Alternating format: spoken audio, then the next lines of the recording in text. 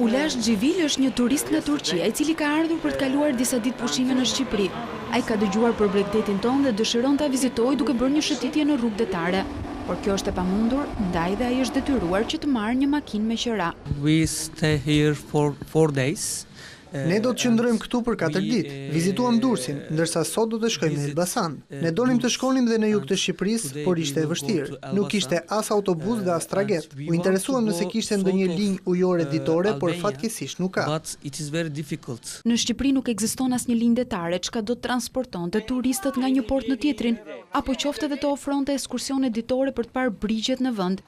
Agjencitë turistike thonë se kërkesat kryesisht nga turistët e huaj për të bërë të tilla udhëtime janë në rritje, ndërsa biznesi vendas nuk po dukej të interesuar për të investuar në këtë drejtim.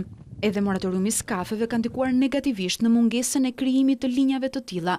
Kemi bërë përpjekje edhe ndoshta sporadike individuale për të lidhur me kompani që merren me transportin detar për të parë mundësinë ndoshta edhe të ekskursioneve ose të shëtitjeve me mjete lundruese të sigurta në det, turistike, por që për momentin e shikojmë akoma larg si realizim të kësaj ideje.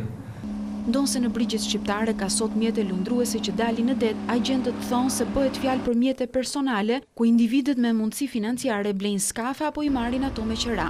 Është pa logjikshme që të marrësh një mjet që ka 30 vende, 40 vende, sepse 20 doma ke gjithsej. Domethënë, plus që është një investim i madh që duhet të amortizojë edhe veten dhe e amortizon veten një kohë shumë më të gjatë. Kështu që investimet janë bërë sporadike, janë bërë në proporcion me atë që vetë hotelet ofrojnë. Projektet për linja ujore janë diskutuar edhe kohë më parë. Linja Strug-Ohër-Pogradec, edhe pse në parim kishte miratimin nga të treja bashkitë, sot ka mbetur vetëm një përpjekje në letër.